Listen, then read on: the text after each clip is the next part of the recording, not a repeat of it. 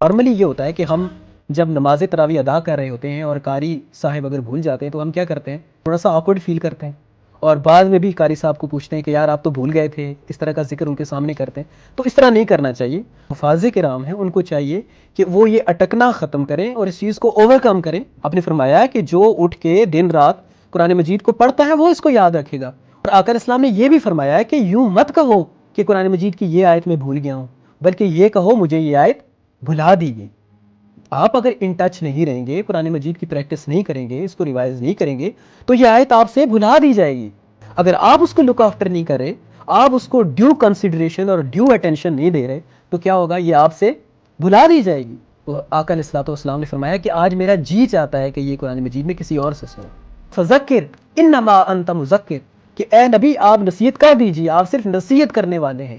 لست علیہم بمسیطر، کہ آپ ان کے اوپر داروغہ نہیں ہیں، آپ ان کے اوپر نگہبان نہیں ہیں، آپ نے ان کے اوپر زبردستی نہیں کرنی، آپ نے ان کے اوپر جبر نہیں کرنا، آپ نے صرف اپنا پیغام پہنچا دینا ہے. تو آقا علیہ الصلوۃ والسلام زارو قطار رو رہے ہیں اور آپ نے فرمایا حسبک حسبک، کیا بہت ہوا بہت ہوا.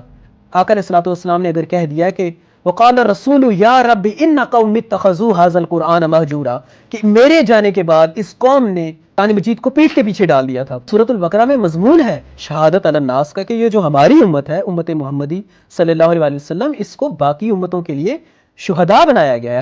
وطلب القراءۃ من حافظہ للاستماع، کہ سننے کے لیے آپ قرآن مجید کی فرمائش اس کے حافظ سے، حافظ قرآن سے آپ کر سکتے ہیں. اور ابو الحسین مسلم بن حجاج القشیری، وفات ہے 261 ہجری. تو آپ یہ 4 پوائنٹس بیان کرتے ہیں کہ پہلے آپ نے کیا کرنا ہے، استماع القرآن، قرآن مجید سننا، اور دوسرا کیا ہے، وطلب القراءۃ من حافظہ للاستماع، کہ آپ نے اس کے حافظ سے سننے کے لیے کیا کرنا ہے، ریکویسٹ کرنی ہے، فرمائش کرنی ہے. اور تیسرا پوائنٹ کیا ہے، والبقاء عند القراءۃ، کہ قراءت کے درمیان آپ نے کیا کرنا ہے، اس چیز کے اوپر رونا ہے. اور چوتھا کیا ہے، والتدبر، اور آپ نے اس کے اوپر تدبر کرنا ہے، سوچ بچار کرنی ہے. آپ کو پتہ ہی ہوگا کہ اس میں کیا لکھا ہوا ہے، تو آپ کیسے تدبر کریں گے، اور والبقاء عند القراءۃ کا یہ جو مقصد ہے وہ آپ کیسے اچیو کریں گے. اس چیز کے اوپر سوچنا، اس سے مسائل کو اخذ کرنا، یہ ساری چیزیں کیسے کرے گا. ان کو اس وقت تک ڈگری نہ دی جائے جب تک وہ اس کو سمجھ کر پڑھنا نہ سیکھ لے. اور اسی مضمون کو اللہ تبارک و تعالیٰ نے سورہ غاشیہ کی آیت نمبر 17 میں بھی ارشاد فرمایا، افلا ينظرون الى الابل كيف خلقت، تو کیا یہ غور و فکر نہیں کرتے کہ میں نے اس اونٹ کو کیسے پیدا کیا، وَإِلَى السَّمَاءِ كَيْفَ رُفِعَتْ، اور میں نے اس آسمان کو کیسے بلند کیا ہے، وَإِلَى الْجِبَالِ كَيْفَ نُصِبَتْ، اور میں نے یہ جو پہاڑ ہیں ان کو کیسے زمین میں گاڑا ہوا ہے، وَإِلَى الْأَرْضِ كَيْفَ سُطِحَتْ، اور اس زمین کو نہیں دیکھتے کہ میں نے کیسے اس کو بچھایا ہوا ہے. آپ اس اونٹ کی ساخت کو تو دیکھیں کہ کیسے میں نے اس کو تخلیق کیا ہے. آپ کے ذہن میں نہیں آتا کہ کون ہے وہ ہستی کہ جس نے اس صحرا میں لوگوں کی مدد کے لیے ایک ایسے جانور کو تخلیق کیا. آپ نہیں دیکھتے کہ میں نے آسمان کو کیسے بلند کیا. کیا آپ نہیں دیکھتے کہ اس میں موجود گیسیں ہیں، اس میں ہوا ہے، اس میں آکسیجن ہے، اس میں ہائیڈروجن ہے. قیامت، غاشیہ کا مطلب ہی قیامت ہے، یعنی ایسی قیامت جو چھا جائے. کہ اگر آپ تدبر کے لیے، ان چیزوں کو سمجھنے کے لیے اگر آپ سائنس کو نہیں پڑھیں گے، آپ جیولوجی کو نہیں پڑھیں گے، آپ کیمسٹری کو نہیں پڑھیں گے، آپ فزکس کو نہیں پڑھیں گے، تو آپ کیسے غور و فکر کریں گے. آپ کو یہ جو فزیکل فینومینا آف نیچر ہے، آپ اس کو انڈرسٹینڈ کیسے کریں گے. آپ کو کیسے پتہ چلے گا یہ ہواؤں میں یہ پروسیسز ہو رہے ہیں، زمین کے اندر یہ پروسیسز ہو رہے ہیں. تو اس کا یہ مطلب ہے کہ یہ جو دونوں علوم ہیں، ایک جو وحی کا علم اور دوسرا جو مشاہدات کا علم ہے، جو تجربات کا علم ہے، جو کہ سائنس کا علم ہے، یہ بھی اسلامی علم ہے. اور اس کو بھی حاصل کرنا مسلمان مرد و عورت پر فرض ہے کہ جس طرح قرآن اور احادیث کا علم.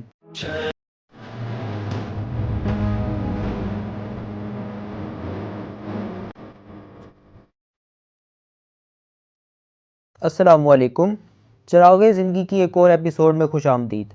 جیسا کہ ہم نے پچھلی ایپیسوڈ میں ڈسکس کیا تھا کہ قرآن مجید آج ہمارے پاس جس ترتیب کے ساتھ موجود ہے، یہ وہی ترتیب ہے جو کہ نبی پاک صلی اللہ علیہ وآلہ وسلم نے ہمیں تعلیم فرمائی. یعنی کہ اسی ترتیب کو ترتیب توقیفی بھی کہا جاتا ہے، یعنی کہ یہ ڈیپینڈنٹ تھی حضور پاک صلی اللہ علیہ وسلم پر.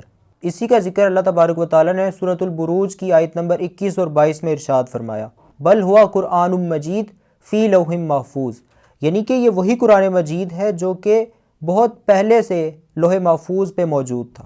جب قرآن مجید بہت پہلے سے لوح محفوظ پر موجود تھا تو کیا قرآن کے علاوہ جو دیگر الہامی کتابیں ہیں ان میں بھی نبی پاک صلی اللہ علیہ وسلم اور قرآن کا کوئی ذکر موجود ہے کہ نہیں؟ ان الحمد للہ نحمده ونستعینه ونستغفره ونعوذ باللہ من شرور انفسنا ومن سیئات اعمالنا من یہدہ اللہ فلا مضل لہ ومن یضللہ فلا ہادی لہ۔ اما بعد، اپنے کل کے سلسلے کو آگے بڑھاتے ہیں۔ آپ کا کوسچن تھا کہ کیا قرآن مجید کا ذکر دیگر الہامی کتابوں میں بھی ہوتا ہے؟ سورہ اعراف میں اللہ تبارک و تعالیٰ ارشاد فرماتے ہیں کہ ان میں وہ پیغمبر آئے ہیں کہ جس کا ذکر یہ اپنی کتابوں میں لکھا ہوا موجود پاتے ہیں۔ اور اسی طرح سورہ انعام میں اللہ تبارک و تعالیٰ نے ارشاد فرمایا کہ یہ آپ صلی اللہ علیہ وسلم کو ایسے پہچانتے ہیں کہ جس طرح یہ اپنے بیٹوں کو پہچانتے ہیں، یعنی ہر چیز ان کی کتابوں میں پہلے سے لکھی ہوئی موجود ہے اور حقیقت ان کے سامنے آشکار ہے، لیکن یہ اس کو مانتے نہیں ہیں۔ اور اسی طرح تورات میں بھی، یعنی آج کل کی جو ٹیمپرڈ تورات ہے، اس میں بھی یہ ذکر ملتا ہے آقا علیہ الصلوۃ والسلام کا اور اس قرآن مجید کا۔ اے موسیٰ، آپ کی مانند بنی اسماعیل میں ایک نبی مبعوث ہوں گے کہ جن کے منہ میں اللہ تبارک و تعالیٰ اپنا کلام ڈالے گا۔ اب یہاں پہ اللہ تعالیٰ نے تورات میں کیوں کہا حضرت موسیٰ علیہ السلام کو کہ آپ کی مانند؟ یعنی کہ حضرت موسیٰ علیہ السلام اور ہمارے نبی صلی اللہ علیہ وسلم کے درمیان بہت زیادہ مماثلت ہے، بہت زیادہ ان میں یکسانیت ہے۔ یعنی جیسے کہ دونوں انبیاء جو ہوتے ہیں وہ ان کی نیچرل ڈیتھ ہوتی ہے، اور اس کے علاوہ دونوں صاحب امت پیغمبر تھے، یعنی اللہ تبارک و تعالیٰ نے دونوں نبیوں کو بہت بڑی امت عطا کی۔ حضرت موسیٰ علیہ السلام کے بارے میں آتا ہے کہ آپ 6 لاکھ کا لشکر لے کے نکلے تھے۔ تو اس وجہ سے اگر آپ باقی الہامی کتابوں میں بھی دیکھیں تو قرآن مجید کا ذکر بھی ملتا ہے اور ہمارے نبی صلی اللہ علیہ وسلم کا ذکر بھی ملتا ہے۔ جیسا کہ پاکستان سمیت تمام عالم اسلام میں اس وقت رمضان المبارک کا مہینہ ہے، حفاظ کرام بڑے ہی اہتمام کے ساتھ تراویح میں قرآن مجید پڑھ کر سناتے ہیں، اور اسی دوران کبھی کبھار وہ اٹک جاتے ہیں اور سوسائٹی میں اس چیز کو بالکل بھی اچھی نگاہ سے نہیں دیکھا جاتا۔ تو اس بارے میں کیا احکامات ہیں؟ سیکنڈلی یہ کہ جو بھی حفظ کے اسٹوڈنٹ اور حفاظ کرام ہیں، ان پر ایسی کیا ذمہ داری عائد ہوتی ہے کہ وہ ایک پرفیکشن کے ساتھ اس فریضے کو سر انجام دے سکیں؟ دیکھیں، رمضان المبارک میں قرآن مجید کو تراویح میں بہت زیادہ اہتمام کے ساتھ سنایا جاتا ہے، اور اس سلسلے میں جو حدیث ملتی ہے صحیح مسلم میں 798 نمبر حدیث، پیارے نبی صلی اللہ علیہ وسلم نے فرمایا والذی یقرأ القرآن، کہ وہ آدمی جو قرآن مجید پڑھتا ہے وہ یتتعتع فیہ، اور اس میں وہ اٹکتا ہے، اس کو مشکل کا سامنا ہوتا ہے، وہو علیہ شاق، اور ایسا کرنا قرآن مجید کا اس کو مشقت میں ڈالتا ہے، یعنی اس کو مشکل لگتا ہے، لہو اجران، تو اس کے لیے کیا ہے؟ 2 اجر ہیں۔ تو پہلا اجر کیا ہے؟ یعنی کہ قرآن مجید پڑھنے کا اجر، یعنی نارمل ڈیز میں ویسے ثواب ہوتا ہے۔ دوسرا اجر کیا ہے؟ مشقت برداشت کرنے کا، پریشانی برداشت کرنے کا۔ تو اس سے یہ پتہ چلتا ہے کہ جو لوگ حفاظ کرام قرآن مجید اہتمام کے ساتھ نماز تراویح میں پڑھتے ہیں، تو اگر ان سے کوئی بھول چوک ہو جائے اور وہ اگر تھوڑا بھول جائیں یا ان کو متشابہ لگ جائے، تو ہمارا بیہیویئر ان کے ساتھ کیا ہونا چاہیے؟ سپورٹیو ہونا چاہیے اور انکریجنگ ہونا چاہیے، کیونکہ ہمیں یہ ذہن میں رکھنا ہے کہ ان کے لیے اللہ تبارک و تعالیٰ نے دوہرے اجر کا اعلان کیا ہے۔ تو ہمارا یہ نارملی یہ ہوتا ہے کہ ہم جب نماز تراویح ادا کر رہے ہوتے ہیں اور قاری صاحب اگر بھول جاتے ہیں تو ہم کیا کرتے ہیں؟ ہم پیچھے سے تھوڑا سا آکورڈ فیل کرتے ہیں، اور بعد میں بھی قاری صاحب کو پوچھتے ہیں کہ یار آپ تو بھول گئے تھے، اس طرح کا ذکر ان کے سامنے کرتے ہیں۔ تو اس طرح نہیں کرنا چاہیے۔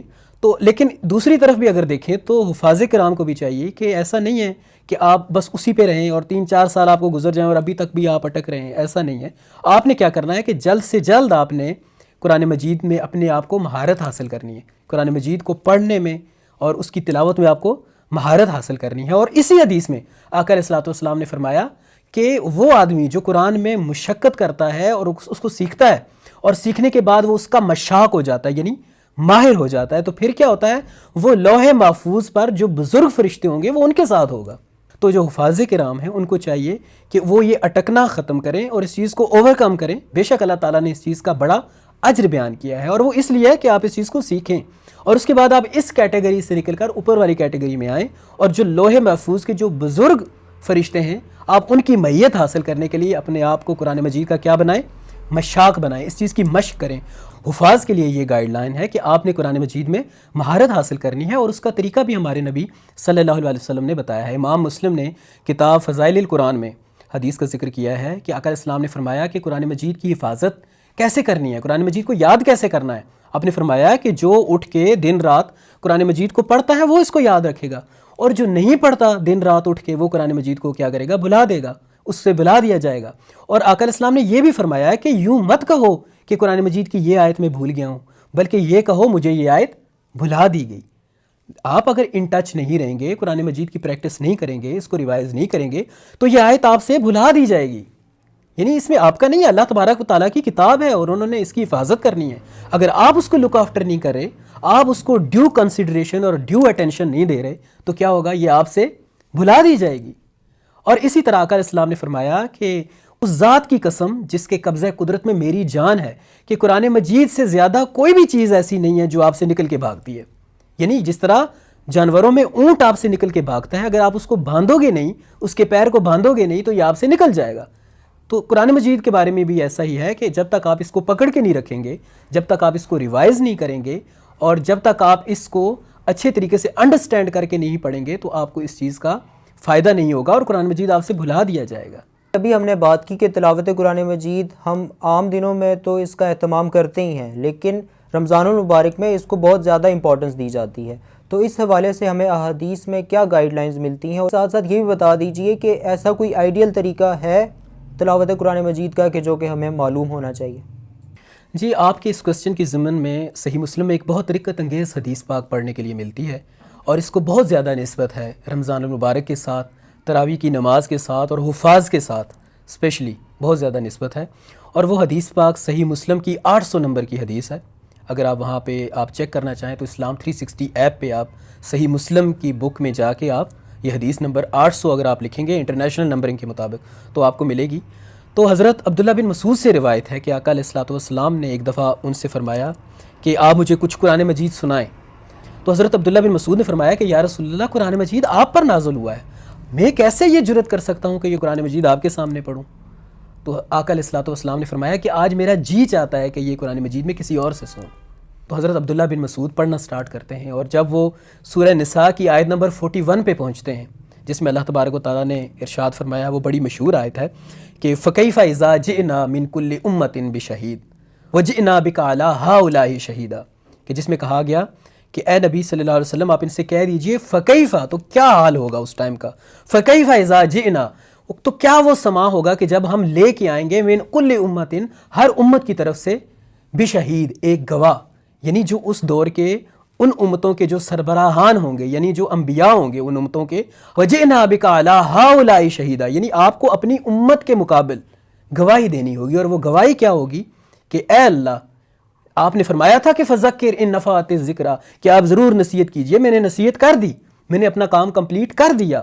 فذکر انما انت مذکر، کہ اے نبی آپ نصیحت کر دیجئے، آپ صرف نصیحت کرنے والے ہیں. لست علیہم بمسیطر، کہ آپ ان کے اوپر داروغہ نہیں ہیں، آپ ان کے اوپر نگہبان نہیں ہیں، آپ نے ان کے اوپر زبردستی نہیں کرنی، آپ نے ان کے اوپر جبر نہیں کرنا، آپ نے صرف اپنا پیغام پہنچا دینا ہے. تو یہی مقدمہ قیامت کے دن لگے گا. اور آقا علیہ الصلوۃ والسلام جب اس آیت پہ حضرت عبداللہ بن مسعود پہنچتے ہیں تو اس رکت سے آقا علیہ الصلوۃ والسلام کی آنکھوں سے آنسو بہنے لگتے ہیں. اور حضرت عبداللہ بن مسعود فرماتے ہیں کہ مجھے کسی نے دوران تلاوت مجھے کسی نے چٹکی کاٹی، اور میں نے چہرہ اوپر اٹھا کر دیکھا تو آقا علیہ الصلوۃ والسلام زار و قطار رو رہے ہیں، اور آپ نے فرمایا حسبک حسبک، کہ بہت ہوا بہت ہوا.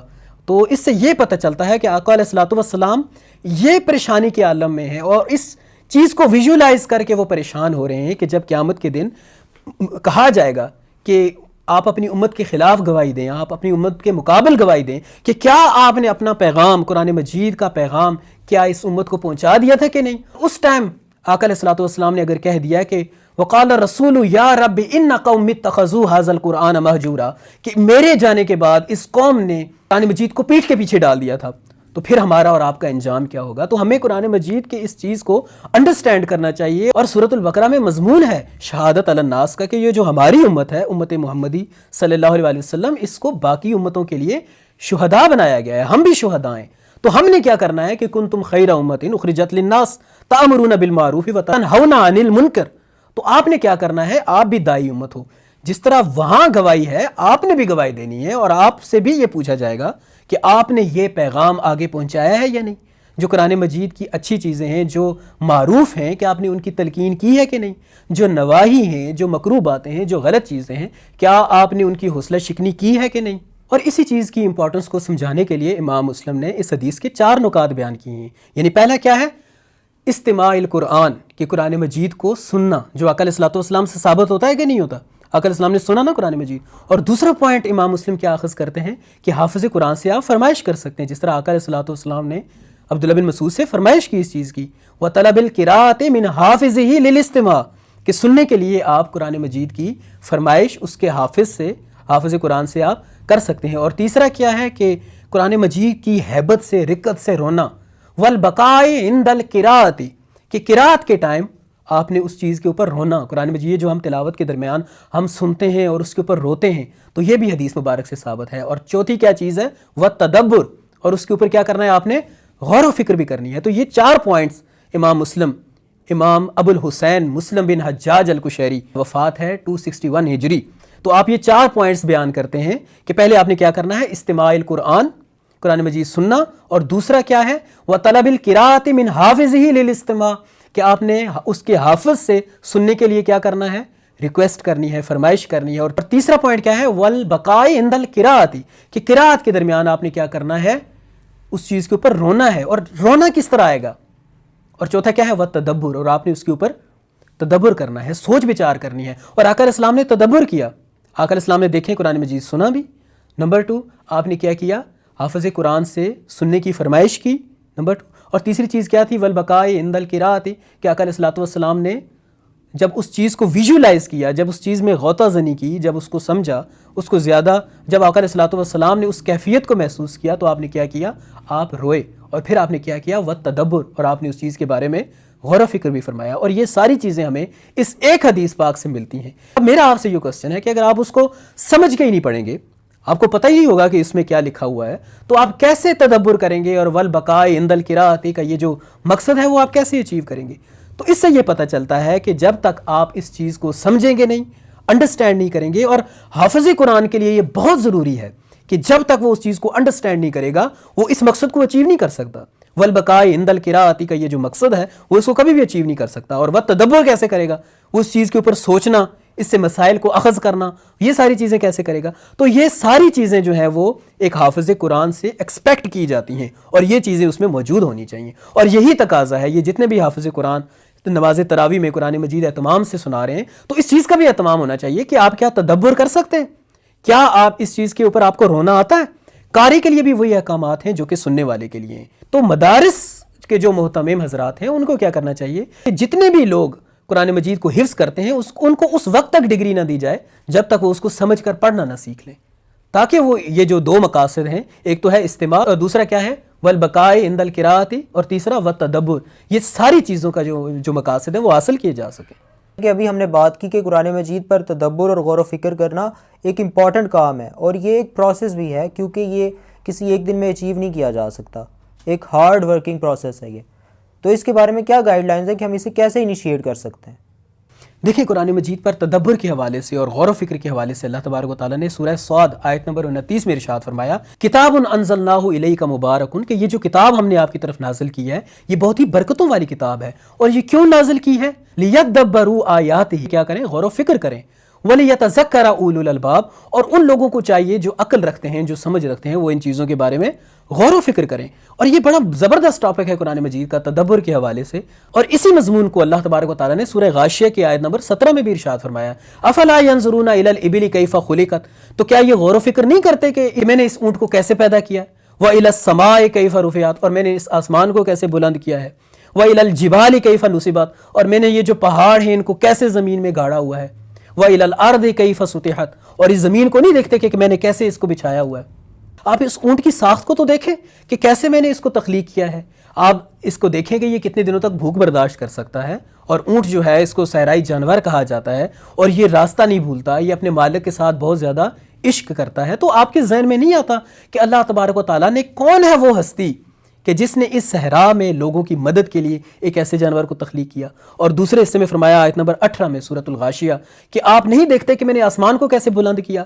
کیا آپ نہیں دیکھتے کہ اس میں موجود گیسیں ہیں، اس میں ہوا ہے، اس میں آکسیجن ہے، اس میں ہائیڈروجن ہے، اس میں H2O کا ایک پروسیس ہوتا ہے جس پہ پانی بنتا ہے. اور یہ آپ ان چیزوں پہ غور و فکر نہیں کریں گے.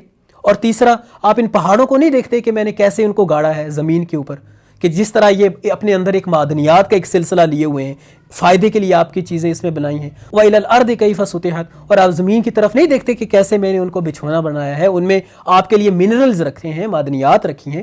تو آپ یہ بتائیے. اور اس کو سورۃ الغاشیہ میں پٹ کرنے کا مقصد کیا ہے؟ اللہ تبارک و تعالیٰ نے فرمایا قیامت. غاشیہ کا مطلب ہی قیامت ہے، یعنی ایسی قیامت جو چھا جائے. تو آپ یہ نہیں دیکھتے کہ یہ سب چیزیں جو اللہ تبارک و تعالیٰ تخلیق کر سکتا ہے تو کیا وہ دوبارہ نہیں کر سکتا؟ کیا وہ قیامت کے دن کو نہیں لے کے آ سکتا؟ یہ سب چیزیں تباہ کر کے وہ کیا دوبارہ نہیں لے کے آ سکتے؟ اور جو امپورٹنٹ چیز جو تدبر کے حوالے سے اللہ تبارک و تعالیٰ نے فرمایا کہ آپ ان چیزوں پہ غور و فکر کریں. اب میرا آپ سے یہ کوسچن ہے کہ اگر آپ تدبر کے لیے ان چیزوں کو سمجھنے کے لیے اگر آپ سائنس کو نہیں پڑھیں گے, آپ بایولوجی کو نہیں پڑھیں گے, آپ جیولوجی کو نہیں پڑھیں گے, آپ کیمسٹری کو نہیں پڑھیں گے, آپ فزکس کو نہیں پڑھیں گے, تو آپ کیسے غور و فکر کریں گے؟ آپ کو یہ جو فزیکل فینومینا آف نیچر ہے آپ اس کو انڈرسٹینڈ کیسے کریں گے؟ آپ کو کیسے پتہ چلے گا کہ یہ ہواؤں میں یہ پروسیسز ہو رہے ہیں, زمین کے اندر یہ پروسیسز ہو رہے ہیں؟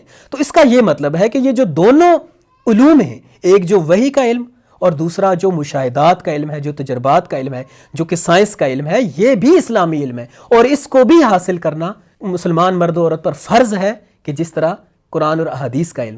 جیسا کہ ہم نے اسی سلسلے کی پچھلی 2 ایپیسوڈز میں ڈسکس کیا کہ قرآن مجید کی اہمیت کیا ہے, اور آج کی اس ایپیسوڈ میں ہم نے یہ ڈسکس کیا کہ اس پر قرآن مجید پر غور و فکر کرنا آخر کیوں امپورٹنٹ ہے. اس میں کوئی شک نہیں کہ قرآن مجید پر غور و فکر اور تدبر کرنا ایک ثواب کا کام ہے, لیکن یہ عمل ہمارے کردار, ہمارے ایٹیٹیوڈ اور بیہیویئر کو بہت ہی خوبصورت طریقے سے نشو و نما دیتا ہے.